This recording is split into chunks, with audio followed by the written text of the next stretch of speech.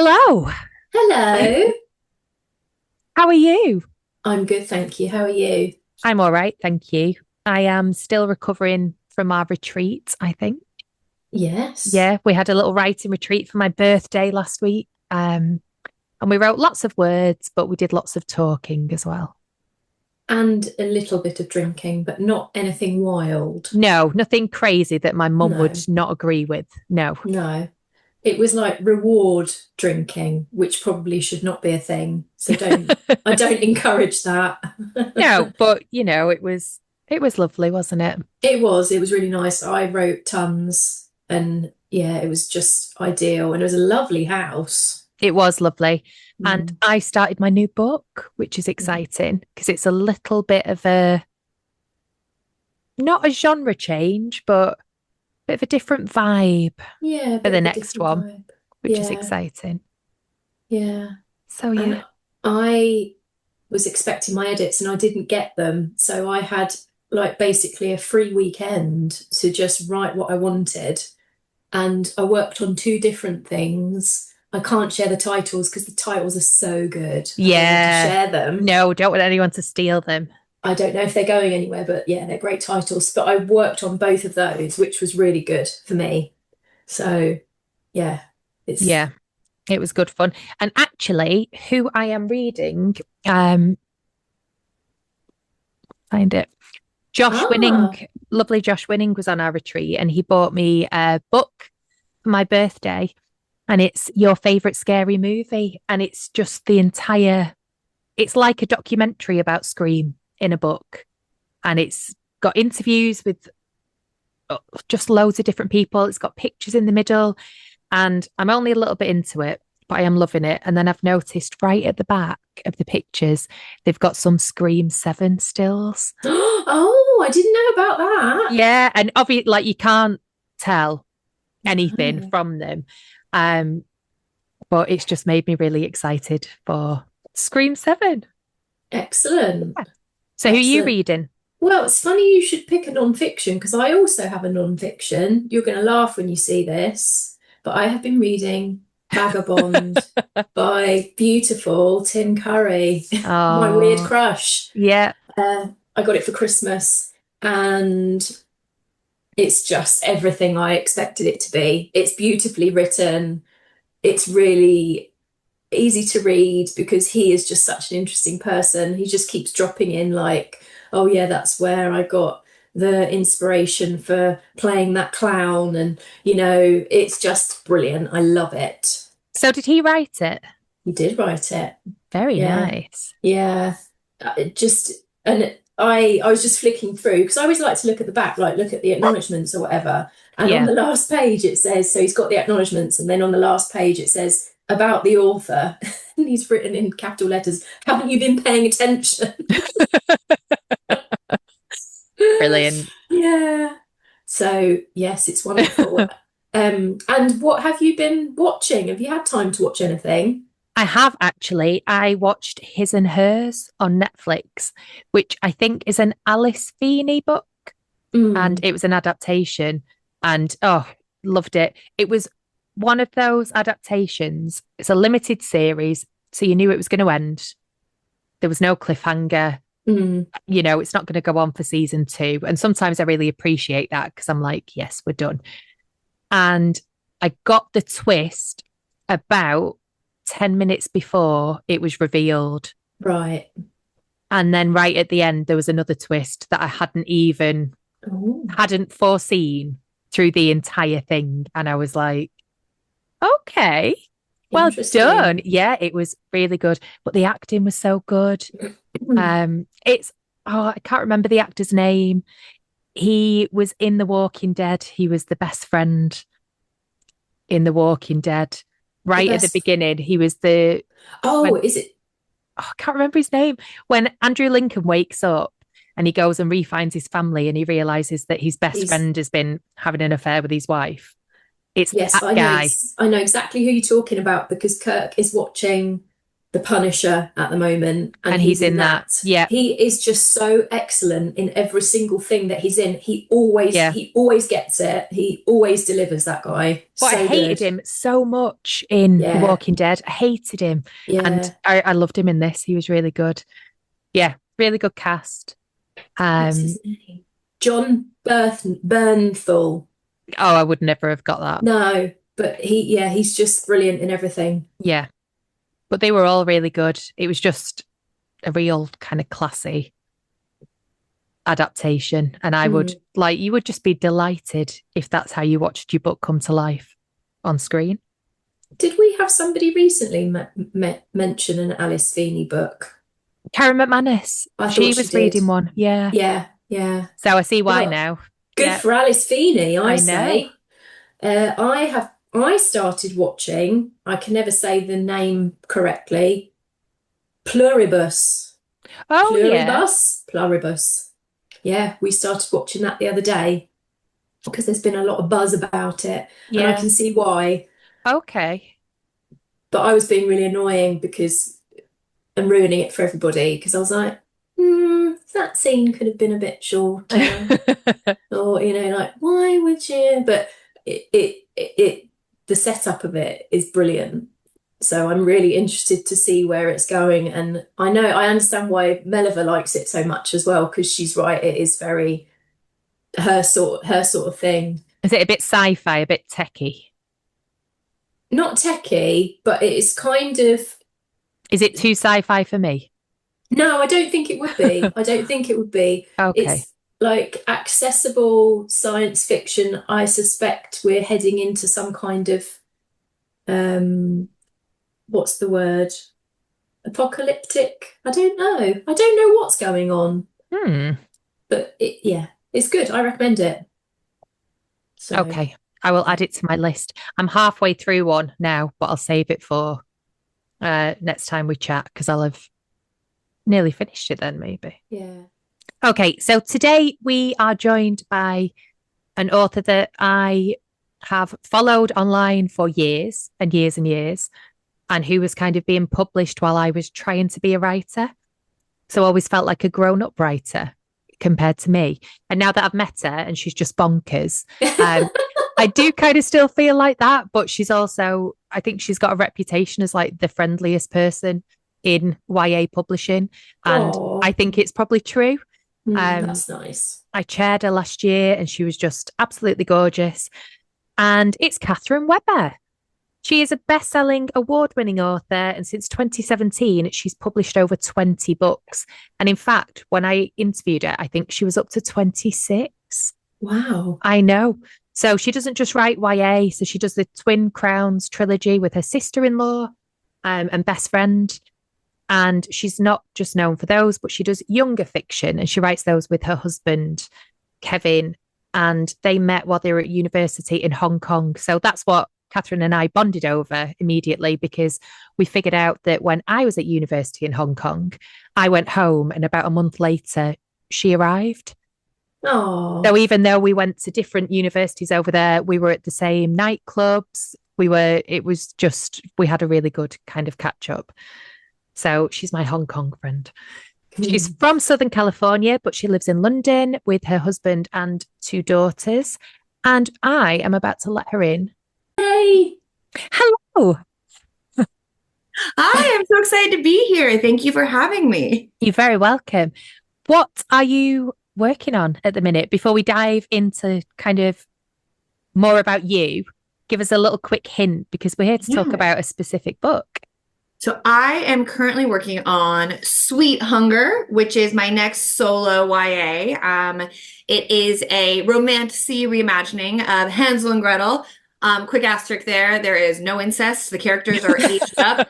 And the witch is hot. So I am finishing up that. It's going to be coming in early 2027. And then with my middle grade hat on, I write, as Katie sang, with my husband. So we have a couple middle grade projects that are bubbling away. Very nice. Lovely. So 2027, that's like quite far Next away. year. Yeah. Next year. publishing time, it's not too long. Yeah.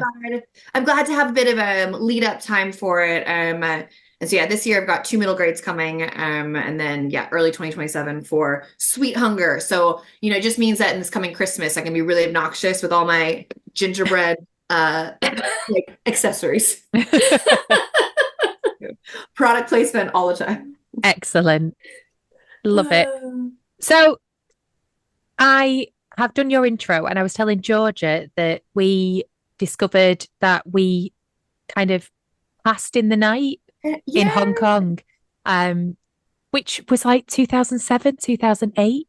So wild. It's So so long ago. wild. Such a long time ago. Yeah. Like how is it coming up on 10 years? Yeah, I can't because I was there 2007 to like fall 20 not 20, 2007 through like summer 2008. Mm-hmm. Yeah. And I was there January 2007 to June. So I did 6 months. Literally just missed each other. Yeah. So it's crazy. So how did you go from girl in Hong Kong doing what I imagine I was doing, which was going to nightclubs and getting cheap flights everywhere? That's basically, I didn't, Having a great time. yeah, I did a few classes and then everything else was like fun. So how did you go from that, Katie, to published author of, go on, is it 26 books? I'm well counted. Yeah, Sweet Yeah. Hunger is going to be Sweet Hunger by the time Sweet Hunger comes out will be my 27th, but my next middle grade is my 26th. So Right. my YA all stacked up next to me. I don't have Cynthia's gorgeous like background, but yay. Oh. I'm originally from Southern California, but I studied Mandarin Chinese in high school. And then when I went to university, I minored in Chinese and also did comparative literature with an emphasis on Chinese literature. So I really wanted to go study in Hong Kong. While I was in Hong Kong, I was at the Chinese University of Hong Kong. Which was great. It's where I met a lot of my friends. It's where I met my now husband, Kevin, who I mentioned, who I write with.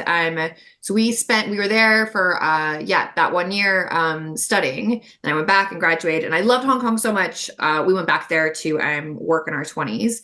And I've always wanted to publish a book. Like ever since I was, younger, I was like, that's something that I want to do. But it seemed like this like inachievable dream. Mm-hmm. So actually when I was studying in Hong Kong, I was an intern at an English language literary agency. And that was kind of the first time I saw how any of it worked. I'll be honest, a lot of the stuff they were getting was like expat men sending in weird stories about living in Hong Kong. Oh, That's shocking. I find I that can very hard imagine. to believe. Yeah, I didn't like that. But it was really interesting. And I kind of thought, being an author just again seemed like something I wouldn't be able to do. So I was like, I'm going to try to get a job in publishing. This is just what I want to do. But when I moved back to work in Hong Kong, I was working in technology sales, so very different space. But then I was like, you know what? I'm going to try to write a book. So I think I'd started writing something when I was like 21. And when I was 25, I finished it. And I was like, I'm so excited. And it was massive. And I like researched how to submit it to agents. And I was like, oh no one will want this. This is terrible. And I did send it to maybe like 3 or 4, but not very many. But I was like, I've written a book. I know how to write a book. Like maybe it's not a good one, but finishing the book is the main thing. And I promised myself, I was like, you can do it. You've done it. You can do it again. By this time I'd been living in Hong Kong as like a working professional for about 4 years. And then my husband and I were like, all right, we should probably go back to the States now. Why don't we go via London first? Because I love London and we have so many friends here. And I will not get into the boring details of the logistics of how we were able to do that. But we were able to come to London. It was going to be for 1 year. But when we came, I got a job working at the Reading Charity Book Trust, which was amazing. So I was able to work with books. And also my job, I managed a program that sent books to children in foster care. And while I was doing that, I had completed another book that I sent out to 60 literary agents. Nobody wanted it. It's fine, including Claire Wilson, who I will circle back to. And then I finished another book that I sent this one out to 60 literary agents. So this is my I've been trying to get a traditional agent now for a while. I think maybe 4 people were interested in that one. And in this time, I'd also finished what would become my debut book, a book called Wing Jones. And I felt different about it. I was like, this feels better than the other ones I've done. So I only sent that one to like 5, including Claire Wilson, who by this point has rejected me like 3 times. And she was like, oh, this I like. So I was able to sign with her and she sold my debut. We sold it in 2015. and it was published in 2017. And then after that, my husband and I started co-writing middle grade books together, which have a much faster turnaround time. They come out one every 6 months, which is why I have so many books out now. And yeah, so that's been signed Claire almost 10 years ago. And I'm still, I think for me, and I'd be curious about how you both feel, like my goal has always been to like to stay published. Like that's always just be able to keep selling books. So yeah, I feel very fortunate that I've been able to do that for the last 10 years. Long answer. No, amazing. I love everyone's got a different answer. Mm. But you did exactly what I did, wrote a book that was like, actually, this probably is terrible. But yeah, I wrote a book, so I know I can do another one. Yeah, and I think I think I probably would have just kept writing books until eventually I would, and I think you become a better writer. Like I wouldn't say like with like it's not necessarily that I think what I'm writing now is better than what I was writing early in my career, but like you understand more about how to do it.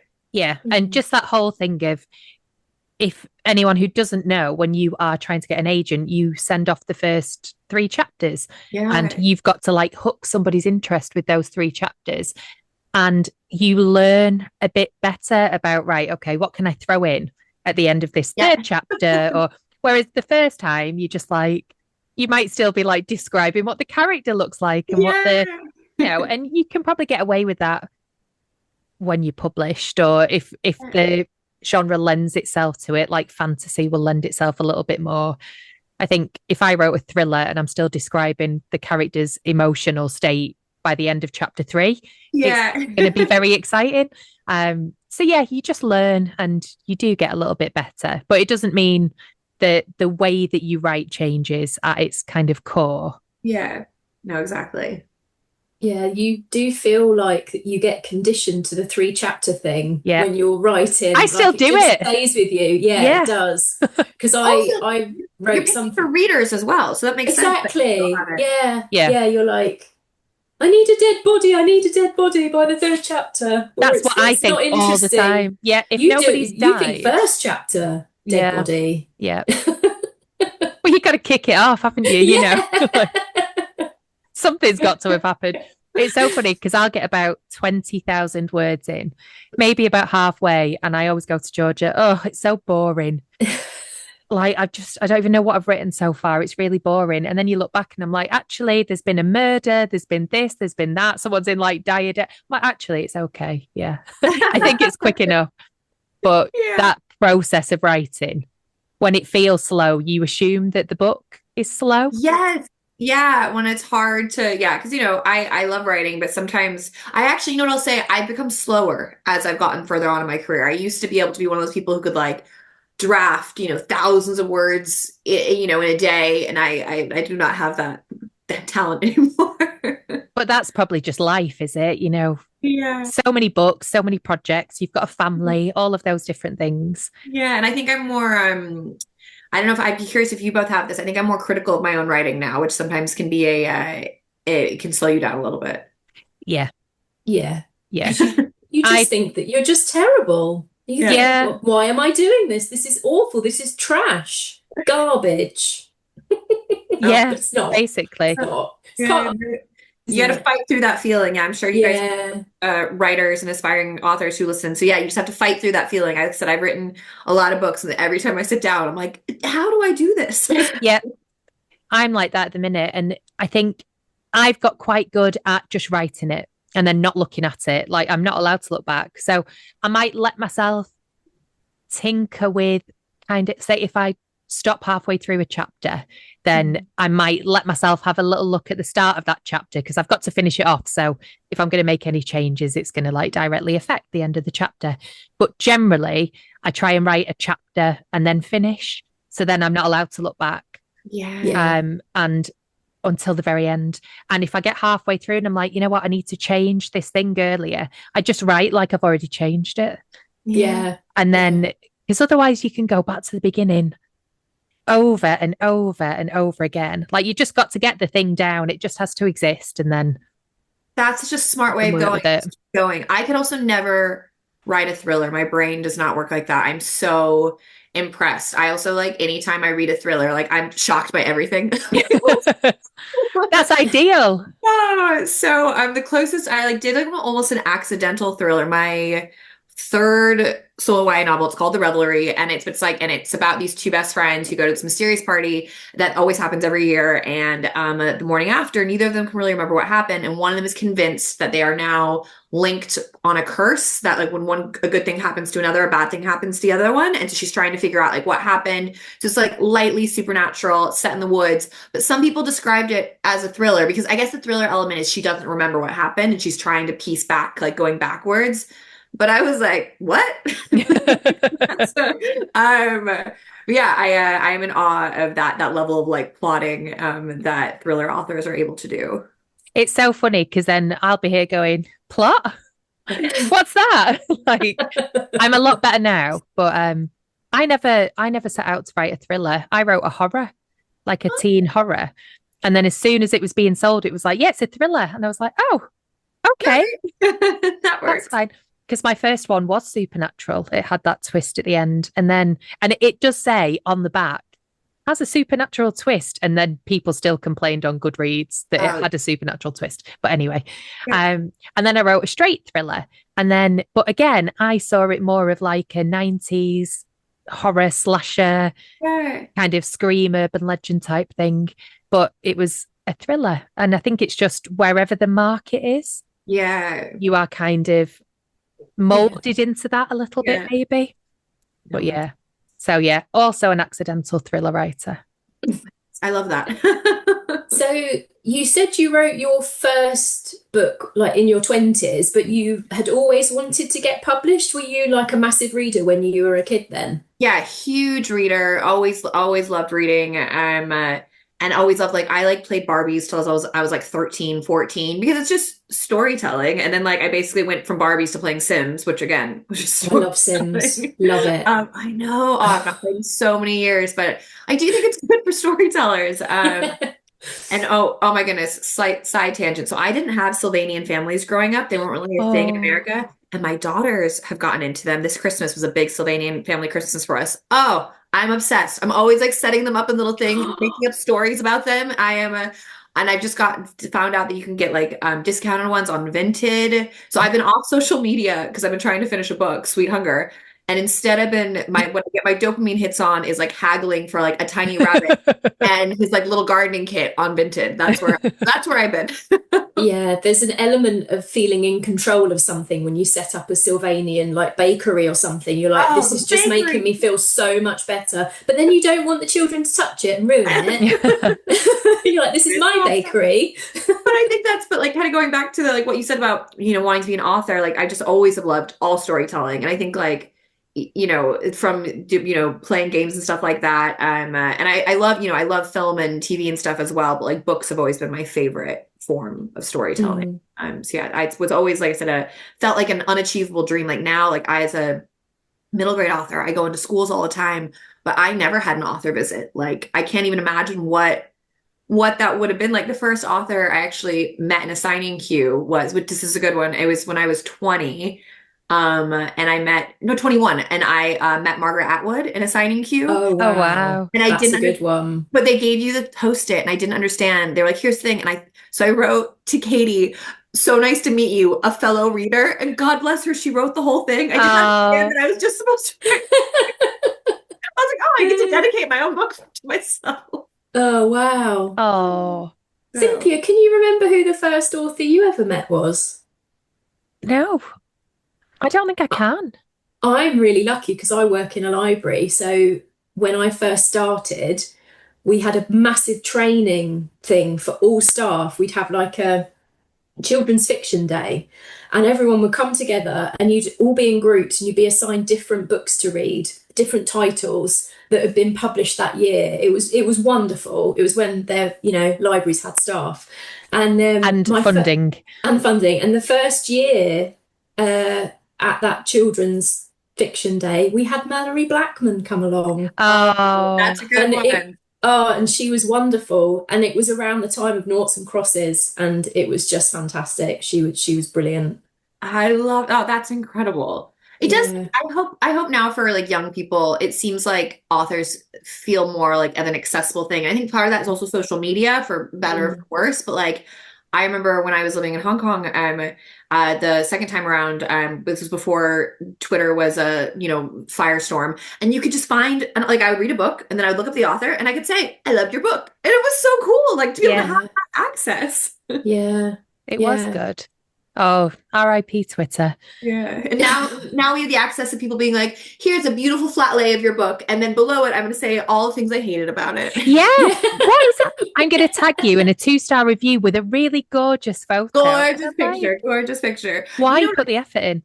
You know what I feel like, though, and this is probably controversial. If you've bought the book, I think, you know what, you can review it however you want. I don't like snarky ARC reviews. I feel like, not saying that if you have an ARC, you should only do a positive review, but I just think it's different. I don't know.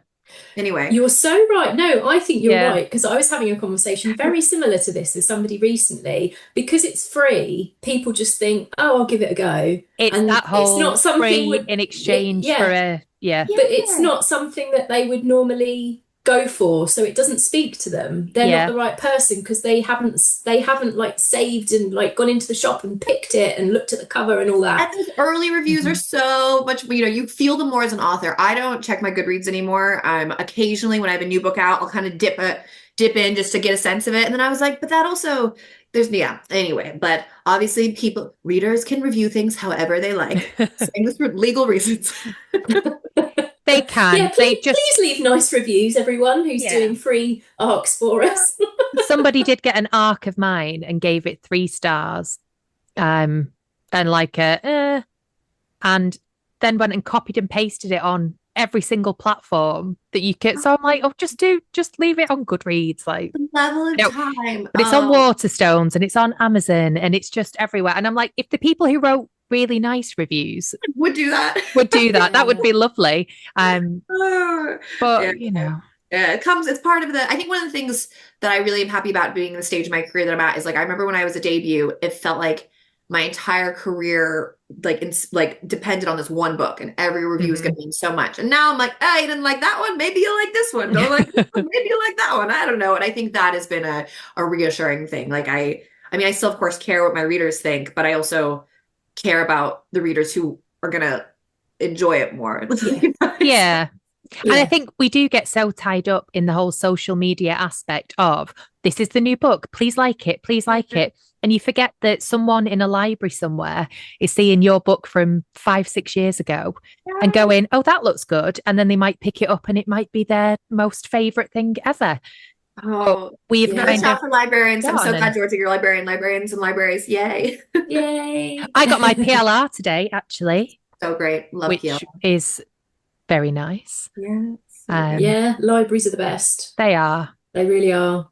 I always tell kids on school visits, like, because you'll often get someone say like, oh, I can't afford the book or I didn't know where to get it. And I'm like, go to your local library. I was like, because I get 11p. And I was like, and I know it doesn't sound like a lot, but it all adds up and you get it for free. So it's a win-win situation. Yeah. And they're always like, okay.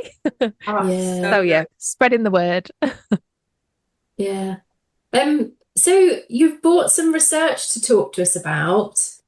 I was chatting to Cynthia about it, and I was saying what's funny about writing fantasy, you do research. Actually, you know what? That's a lie. All fantasy writers write, do wildly various amounts of research. For example, Samantha Shannon, who writes Priory of the Orange Tree, does, which is kind of like a historical fantasy, does like meticulous research. Like she wants to know like what kind of fur where are they making the hats out of, like at this time period in this type of world. I think for me, my level of research with fantasy is kind of a general like vibe check. Like I will choose kind of like a rough date period because I don't write historical fantasy, but I want to make sure it's not going to be jarring for the reader. Like they're not going to be like, wait, this doesn't fit the world like whatsoever.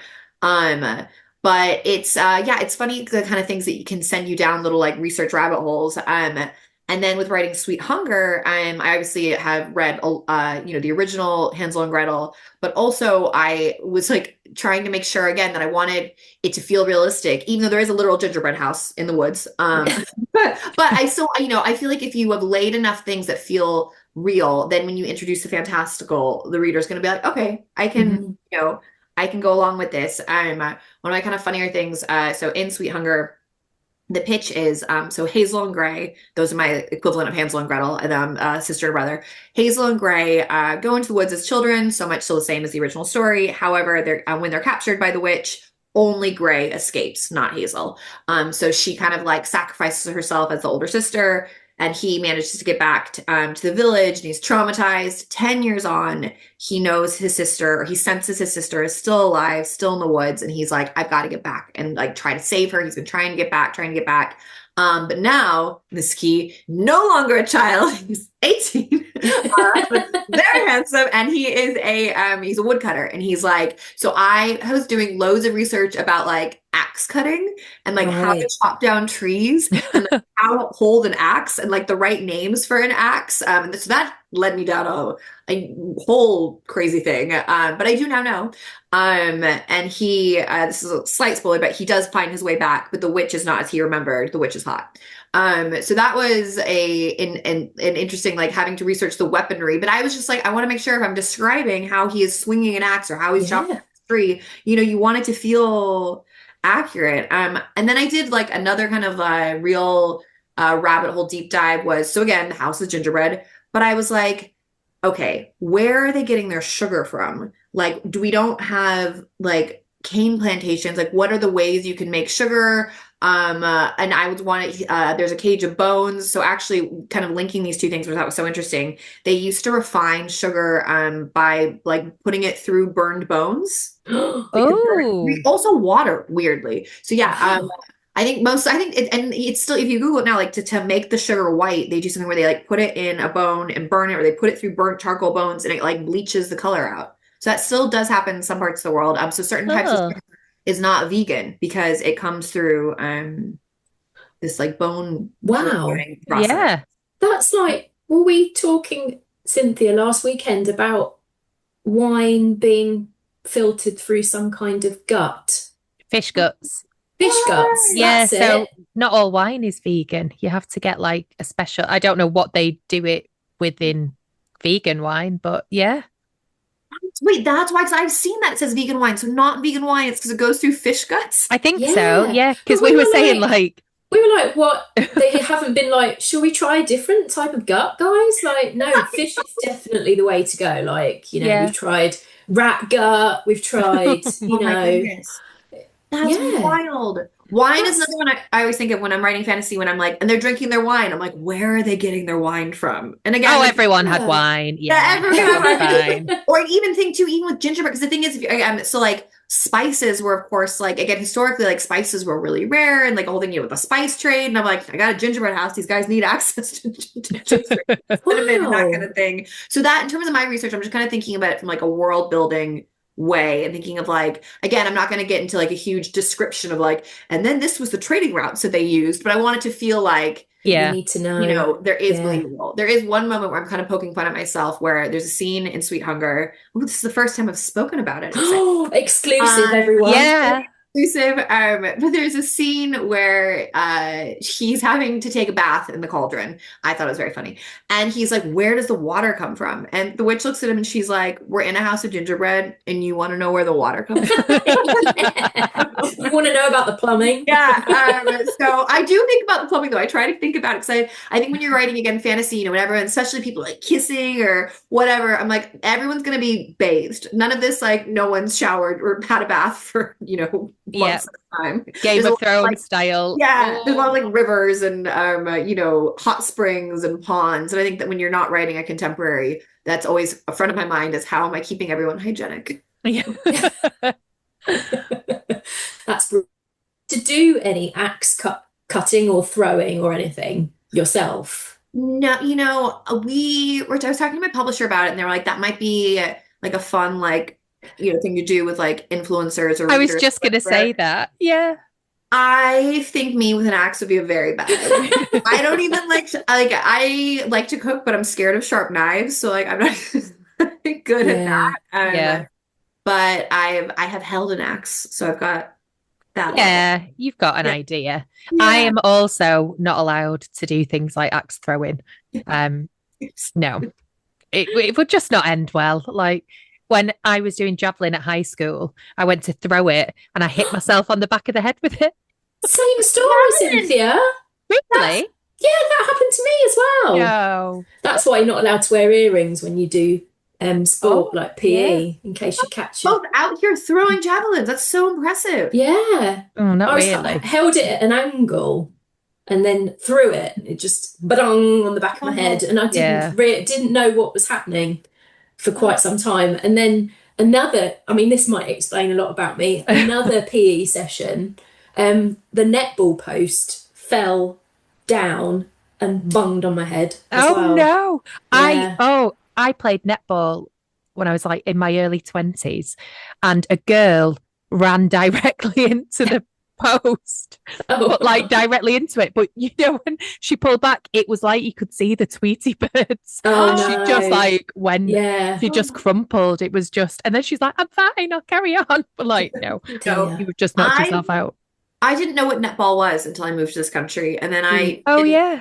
believe it as a real sport because I was like, what is it? And now I still have actually never yet seen it played, but Yeah. I hate netball. Hated it. I hated it as a teenager. And then when I started playing as an adult, and I was like, yes, this is actually some quite good. Like for a non-contact sport, the amount of injuries that I would come home with. It seems intense and hard. I could only do sports with literally zero equipment, so I was just on track and cross country because safe, nice and safe. Yeah. Not having to catch or jump or throw anything whatsoever. I did linking it back to research. My debut was about a girl whose older brother was a high school football player, American football player, and I did have to research that a little bit more. But also, my brother had played American football, so I like knew the positions and all that. But that's I do. I'm always curious because I guess for contemporary, like what kind of research do you guys have to do? Murder stuff. Yeah.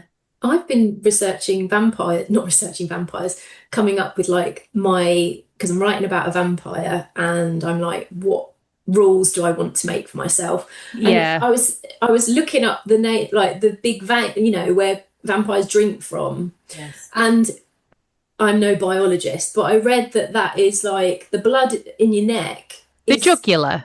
The jugular is, but that's deoxygenated. So there's no oxygen in it. Oh. Because it's coming from your brain. Oh, and I thought that's not the good stuff then. Surely the good stuff would have oxygen in it. Is there not one going that way? No. But the one that's like there's a big one in your chest. Yeah. Oh, we're going to have people going, actually, I'm a biologist and she's getting that all wrong.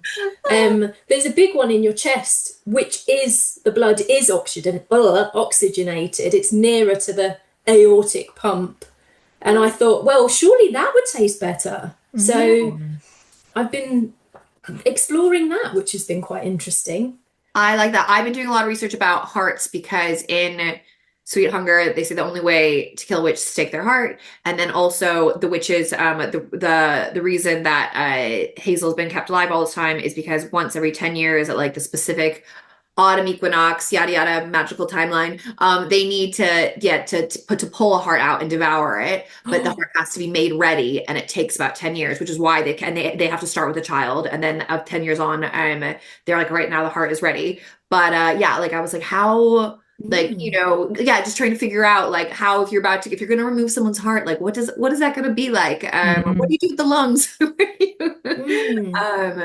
Like body stuff is always funny. And I texted Cynthia the other day because I was also the other funny thing with writing fantasy is like undergarments. Like so you're like, what? You don't want anything to pull anyone out. And I was like, so this was the same scene when he was getting into the bath. And I was like, all right, he's going to get in his underwear. And I was like, wait, he's got to wear underwear. And I was like, what do they? Yeah. And I was like, when did men start wearing underwear? And they have for a long time, but I learned about the invention of the jockey strap. I learned all more than I wanted. So he wasn't more than he needed. Wasn't in his M&S boxes then. In the gingerbread house. And can I just ask, does your gingerbread house have windows? Yes, has windows. And what are they made? Are they just made from the inside of the house feels like the walls still look like kind of quite like almost porous, like gingerbread, but it's still sturdy. But the inside of the house, like the bed and the kitchen and the cauldron, they're all made of like physical things. It's not like a whole house made of candies and sweets. The windows are just windows, like so glass windows. And the door is a wooden door, but the roof and everything else, and there's like sugar steps leading up to it. So yeah, no, it is. I'm loving this project and I'm really excited about it. But it was funny because when I landed on it, I was like, there's like not been very many Hansel and Gretel like adaptations, and I quickly learned why. It makes sense. It's hard. Whereas like there's a lot of Beauty and the Beast, a lot of Cinderella, and I love those things as well. But yeah, I think trying to stay not true to the original fairy tale, but just have it the core there while still obviously making it a YA appropriate book and, you know, really making it my own. But in a weird way, it's almost easier because the Hansel and Gretel characters are such kind of stock figures. Like, and no one's specifically like, oh, it's not like I'm playing with like an existing IP. Like, it's not like I'm like doing like Princess Leia or something where people expect them to act a certain way. And because they're aged up, that's hugely different as well. Like, who knows what Hansel and Gretel would be like? Yeah. I mean, I know, but I can't wait to read it. I'm really excited. Thank you. It's bananas. It is one of the scarier fairy tales, though, isn't it? It's the one that I was frightened of as a kid. Yeah. And I don't know why, but when I was going to say little, but this carried on until like my mid-20s, I think. If a book frightened me, I would have to put it face down before I went to bed because I didn't want to wake up and look at it. Yeah. Even if it didn't have a scary cover. And I've got, it's going to be here somewhere. I've got a really old copy of Hansel and Gretel that I think my auntie bought me. And it's got this really pretty pink cover, but it was so scary. So I used to have to hide it. Yeah, it is. And you know, it's even again when I went back and was rereading both the original one, and again, there's been like it's Stephen King and Maurice Sendak who wrote. They just did. When I saw it was being announced, I was like, Stephen King, are you doing a sexy Hansel and Gretel? No, he was doing a picture book. But it is things, and like it's been fun being able to have these details kind of gifted to me. Things like they do go in a bone cage, and like the witch is like really, it's quite dark. So it actually has been a really nice kind of backdrop and kind of jumping off point for me. So I've had a lot of fun with that. But I agree, it was scary. I loved the Grimm fairy tales growing up, like obsessively. And this one again was one that really stuck with me. And I'm also I'm very close to my siblings, and that's like even like across my fiction, like whether it's contemporary or fantasy, like there's a big like theme of like siblings, like a sibling connection, or like someone having to save the other one. So it was kind of this fit really nicely kind of in my overall, like what I'm interested in writing about. Yeah. We've been watching, what did we watch recently? Oh, I think I was talking to my older daughter about Labyrinth and setting the scene. Oh, like, yeah. Are we ready to watch that yet? And I was saying what it was How old about. is she? Pardon, she's 9. Yeah. So, because it is quite like, and I don't want her to be scared by David Bowie. Yeah. Well, it's like bits of his anatomy. Yeah. But I said, you know, and her little baby brother gets kidnapped by the Goblin King, and I think she'd be okay with that. She'd be like, and I was like, what did he do? And I said, would you go and rescue your younger brother? And she was like, I think he'd be okay. He can look after himself. Iconic. She only does rescue him in that, though, because she'll be in trouble otherwise. Do you think so? Yeah. 100%. She seems pretty. I think I watched the beginning of it recently, and she's pretty distraught when he does go missing right at the beginning. It's such a great film. That like relationship.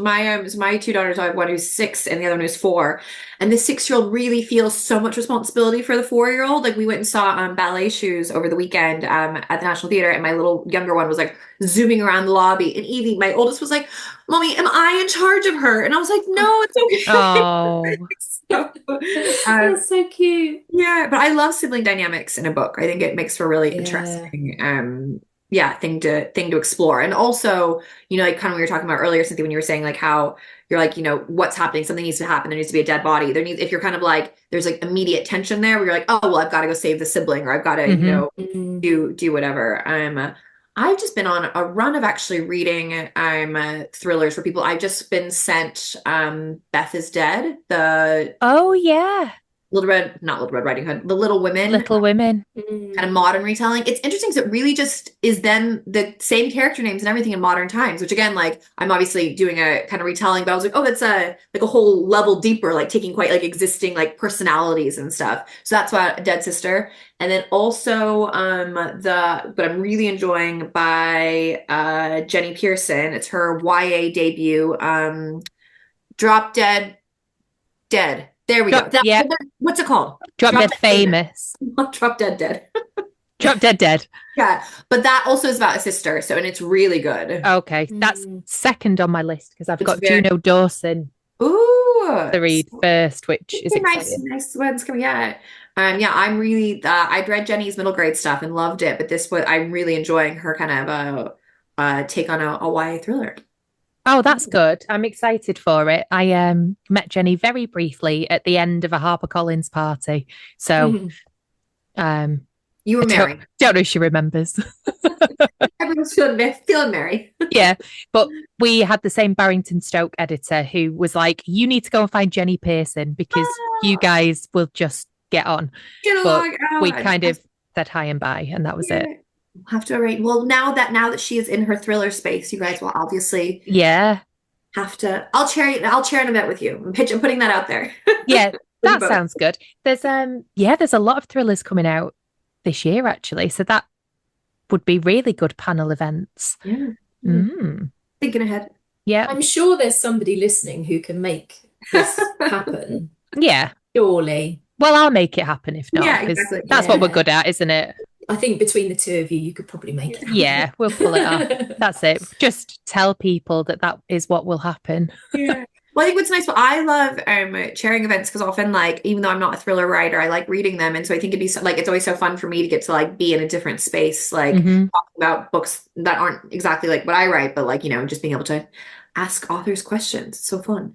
Yeah, well, I was like that when I chaired you last year, and because it was that kind of romantasy, which is not something that I would naturally pick up, but it was just so like gentle and fun and nice, and I was like, this is such a nice break. It was like a little bit of a breather for me. So yeah, it is nice to read outside of it sometimes and then be able to ask those questions. Yeah. Oh, it's fun. Talking of questions. Got a couple of questions from our listeners. We do. I'm going to start with one that's not written down, but Melliver. So our friend Melliver, Melissa Welliver, she said her evergreen question to everyone is plotter or pantser. Right. Which one are you?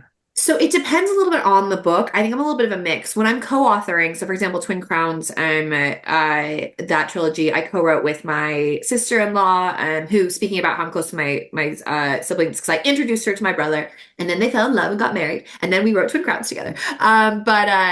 So with Kat, when we co-write, we have to be extremely organized. Like, you have to have everything plotted out. You have to know, like sometimes when I'm writing by myself, my own thing, like if I'll get to a chapter, even if I plotted it out, I'm like, not really in the mood. I'll skip this and come back to it. Or maybe I'll think, do I even need this chapter? Whereas if it's plotted out with Kat, I have to write it, even if I'm like, right. You're more accountable then, aren't you? Yeah. Oh, absolutely. Yeah. And left to my own devices, I am like such a chaos monkey. Like with Captain of Fates, I wrote it so out of order because there were just scenes in my head that I could see so well, and I just wanted to get to them. And I should have used those scenes as like rewards, but instead I would just jump ahead. And then when I would get to them, I'd be like, oh, well, now I have to tweak it and make it make sense because like it doesn't align nicely, or I'd be like repeating information. So a long rambling answer is, in my heart, I am a pantser, but I'm trying to be more of a plotter because I do think it makes your life easier. That said, I'm always surprised kind of by how things go. But with Sweet Hunger, for example, I did have a pretty detailed, like an overall outline, and then I went down to kind of a chapter outline. But some things have changed. Like I've added chapters as I've gone, or I've whooshed them together. So yeah, I'm not super strict as a plotter. Yeah, because sometimes I've just plotted out my new one, which I've done in more detail than I have previously. And I'm only on, I think I've just finished chapter 7, and I'm already like, well, I've not done that. and that might fit in better later. And I've written that down, but Yeah. why did I write that down? That doesn't fit in at all. Like, so I'm just not doing that bit. So it Yeah. does change. It Yeah. evolves. Yeah. Yeah. What about you, Georgia? I think that it depends on what's going on in life outside of writing at the time. I used to dedicate lots of time to planning and researching and sitting down and doing it on my desk, and it would all be wonderful. And then I just can't do that anymore. So I tend to just jump in and just write as much as I can with a bit of an idea about what I'm doing, and then go over it again. And I always say it's like doing your hair, like washing your hair really, really quickly. And then after you comb it through, make it look really nice, style it, straighten it, put some gloss on. So I always think of it a bit like that, but like most of the time I'm just walking around with like this mess of wet hair in my face for the majority of the time. Yeah. But I recently have been working on something that somebody else gave me an outline for, and I thought, I'm not going to cope with this. And it was wonderful. I loved it. Somebody else I'm a people pleaser, you see, I think that's the problem. So if someone else says, write this, then I respond quite well to it. And I didn't know that until recently. So That's so interesting. That's really, it's interesting. Yeah. Writing, like kind of like writing to a brief, or like kind of like, that's interesting. Makes your brain work in kind of a different way. Yeah, definitely. But as I said, I think that it depends what time of year it is, what you've got going on, like with your family, and it's just all these different things make it a different approach each time you write a book, I think. Yeah. I think what I do try to do in terms of plotting, though, I try to work from like a 3-act structure. Like I try to think like, here's what's like, at least that's my very like broadest, even if it's a really like rush synopsis, like my brain just kind of automatically tries to kind of put it into that. But yeah. Agreed. I do the thing where I've got the scenes really clear in my head, and then it's a reward to get to it. Like I'm like, well, I just have to get there, and then you get there and write it so quick, and it's such a joy. No, I have, and I will say with Sweet Hunger, I've been writing Sweet Hunger more chronologically, and it's been better. It's just like less work on the other end, isn't it? Yeah. So that's another thing that I think, like the research stuff, you might not have done that research early on in your career, but I think now, knowing that you'll probably get a copy edit saying, did he wear this kind of underwear in the 18th, whatever? So you just preempting it and going, yeah, I've done it now. So I've done it. I've got it. That was because I was more persnickety about that with Twin Crowns with Kat, and she'd be like, and then they were eating white chocolate. I'd be like, excuse me, white chocolate was not invented until like that is too jarring. Our kind of rule of thumb was anything like before 1880 would be fine, but like after that, like wouldn't have worked. But of course, you can do, it's your book as long as you can make it work. And you know what? When you're with people who aren't writing and aren't into writing books, they love being corrected on stuff like that, don't they? Especially when they're like watching their favorite TV show or something like that, and you're like, actually, by the way, this is incorrect. Yeah, there's a bit at the end of Gladiator that I have to bite my tongue at every time because I said something once because I'd done it on my degree like 25 years ago, and Luke was just like, stop. No. That's so funny.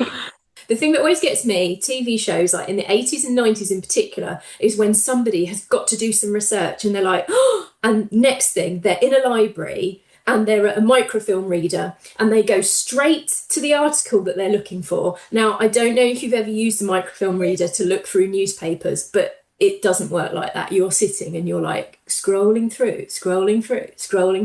I mean, it wouldn't be a very interesting scene.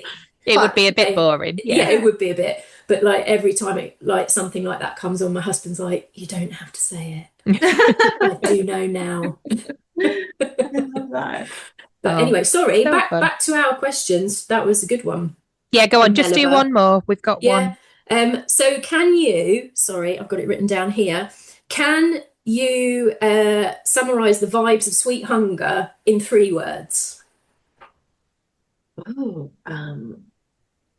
dark, delicious, and Dark Delicious. I'm like, do I have to go dangerous? I don't know, but I I feel like know dark, you feel like you've, dark, yeah. dark Delicious and like, oh, there's like not hungry, but like I guess delicious kind of covers that.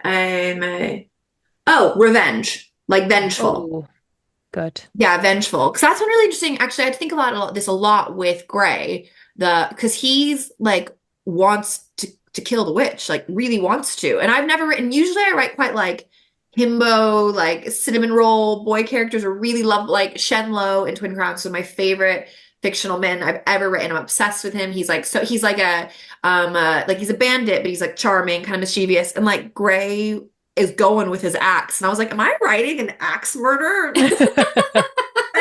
What? And I had my best friend Anna James read a couple bits, and she was like, maybe like tone down the way he's like really imagining. But you know, it comes from a place of like he wants to save his sister, but yeah, so it's got like a real kind of vengeful vibe. But what I really enjoyed is he like rocks up and he's like the book opens, I got a spoiler, it opens with him chopping wood shirtless, like it's really fun. Of But course. when he gets there, you know, the witch has magic and he is just so overconfident, just thinks that he can just like, you know, roll in with his muscles and his axe, and he like is immediately disarmed, like immediately. And so that's been really fun. Like all of the power is with her. And that Wow. was something that I did quite consciously because I feel like in kind of supernatural and romantasy, a lot of times it's like, I am the 6,000-year-old Fey Lord and I have all the magic and you have your little bow and arrow. And I mean, I eat those books up. I love them. But I was like, but what if and she's not 600 years old, to be clear. But you know, I've enjoyed having all of the power. And she's just like, you idiot, I'm magical. Like, good luck with your axe. Yeah. That's been fun. Sorry, that was such a long No, I love answer. that. Yeah, so yeah, dark, dangerous, and vengeful. Oh, perfect. We're Excellent. here for it, Or 100%. dark, delicious, and vengeful. There we go. Yeah.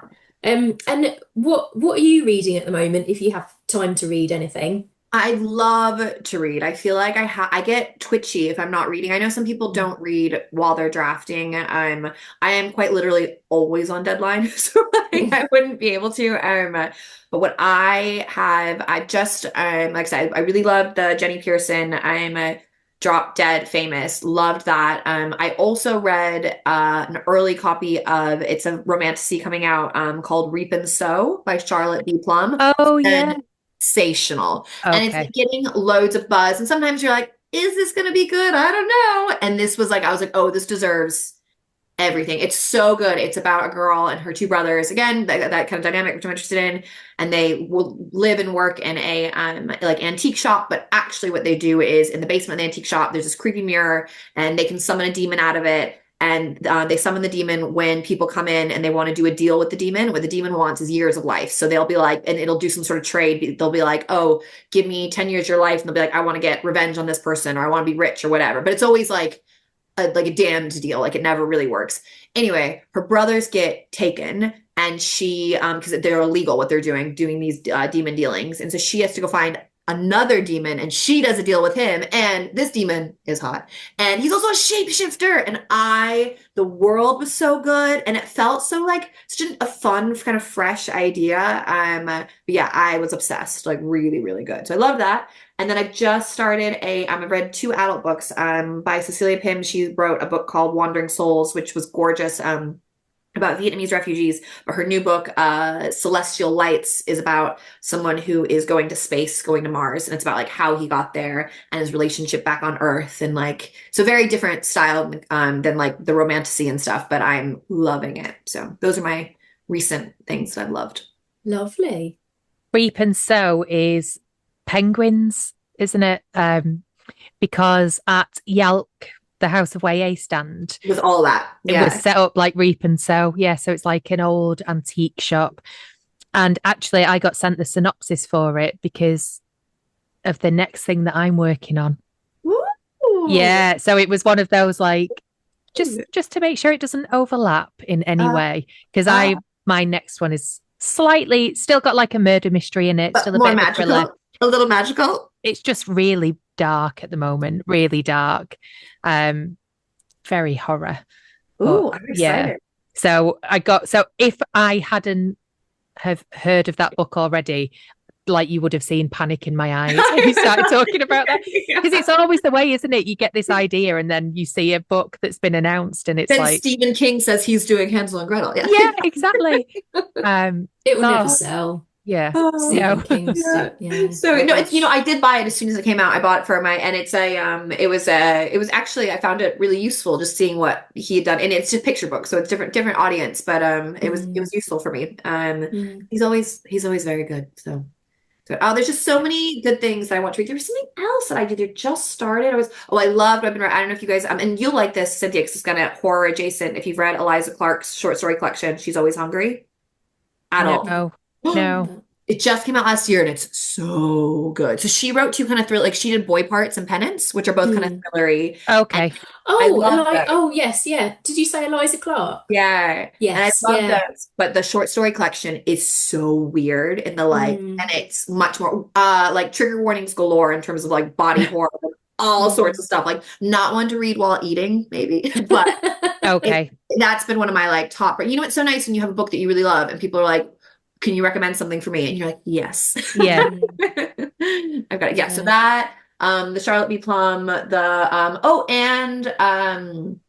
Naomi Ishiguro has a book coming out called The Rain Shadow Orphans, which is like a dystopian fantasy inspired by Japanese myths and traditions, and also very good. I've been on a good reading run. So yeah, very good. Good way to start the year. Yeah, very good. Lovely. What are you guys reading?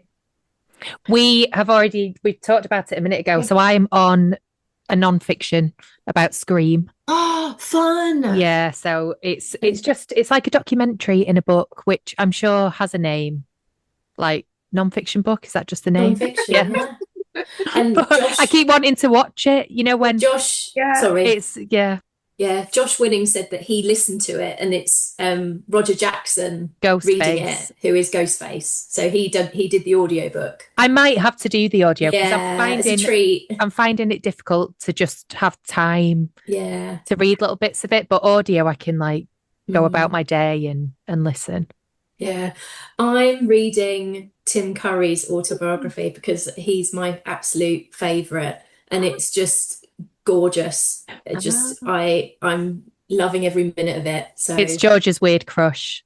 I put this thing on Twitter once. It was one Christmas, and I shared a screenshot of Tim Curry in Home Alone 2, and it said, "Is it just me, or does anybody find Tim Curry extremely attractive?" And everybody was like, "Georgia, like step down. Like, are you okay?" Apart from Dawn Kurtgate, she was like, yes. Exactly. She was the only one. She was like, I see it. And we send each other little things now because there is a lot of appreciation for Tim Curry out there, actually.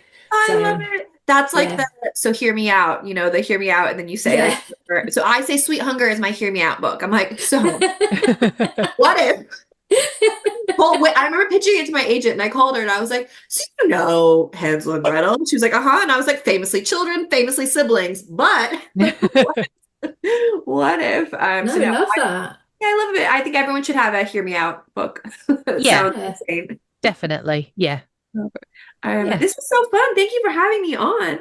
Thank you so much. So lovely chatting to you. Can you tell us where people can find out more about you if they want to find you online? Yes, so I am usually I'm on Instagram when I'm not on deadline and have blocked myself from it. But yes, I'm on Instagram as I'm like not like embarrassed by my Instagram handle, but it's K Webber Wanders, which sounds like such a specific time and place. Yeah.